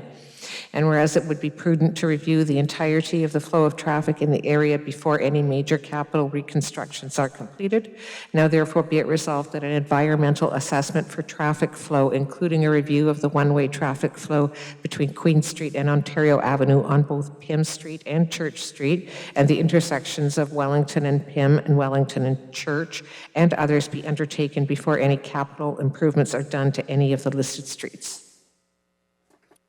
As well. Thank you. So this was a deferral from the reconstruction of Church Street to take a look at, and it was discussed at the meeting on March 23rd. So really, it's about doing, our due diligence and ensuring that we're doing the right thing within that area. And I can say anecdotally, because I walk that way pretty much daily, is almost every day someone's going the wrong way on Pym and someone's going the wrong way on Church. And I'm not kidding. So I would like, actually, Mr. Rumil, just to give us an overview of what the process is going to be because of the result of this resolution. Mr. Rumil? Through Mr. Mayor to Council, so currently Church Street is planned for reconstruction in the current 5-year capital transportation program for next year. That would be pushed off to a future year.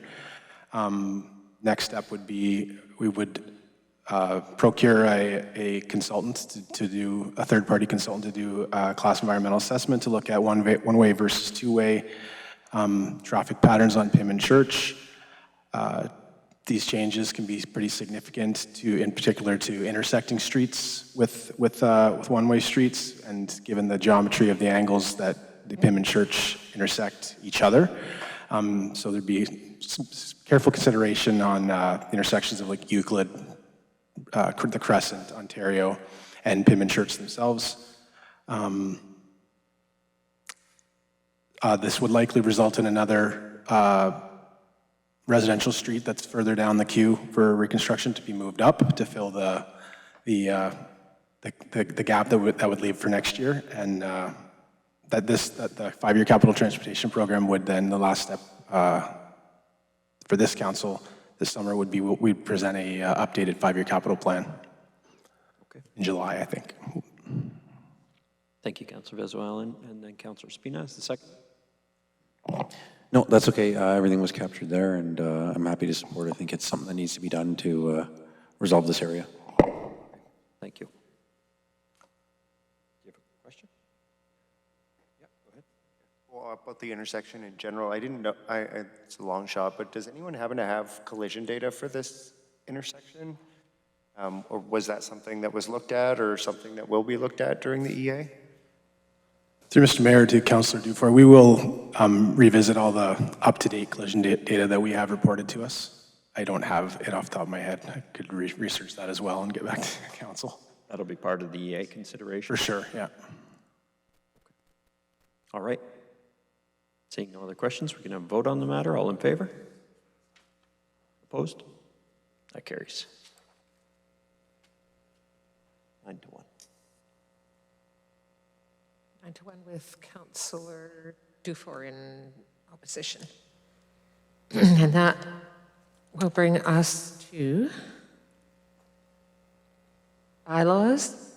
I have a motion by Councilors Bruni and Caputo, resolved that all bylaws under item 12 of the agenda under date May 25, 2026, save and accept bylaws 2026-90 and 2026-98 be approved. All in favor? Councillor Vezoali? I'll just, 90 is on account of Councillor Dufour, so we'll just, a motion by Councillors Kinnick and Zagordo, resolved that bylaw 2026-90 being a bylaw to authorize the execution of the first amending agreement between the City and Sault Ste. Marie District Social Services Administration Board and Sault Ste. Marie Housing Corporation for the Emergency Treatment Fund Agreement amendments be passed in open council this 25th day of May 2026. All in favor? That carries.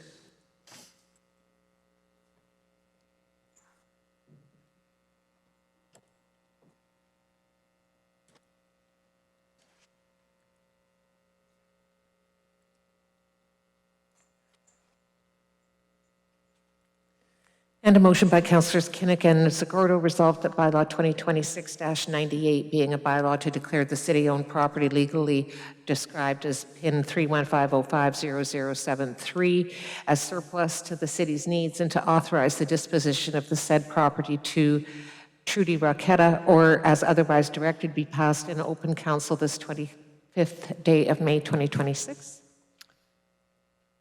Councillor Spina? All in favor?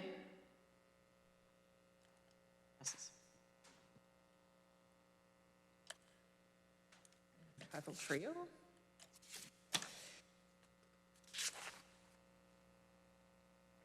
Then we have a motion by Councillors Bruni and Caputo, resolved that this council move into closed session to discuss one item concerning a proposed acquisition of land, 4 items concerning proposed disposition of lands, and 2 items concerning a plan to be applied to negotiations to be carried on behalf of the municipality. Further be it resolved that should the said closed session be adjourned, the council may reconvene in closed session to continue to discuss the same without the need for a further authorizing resolution.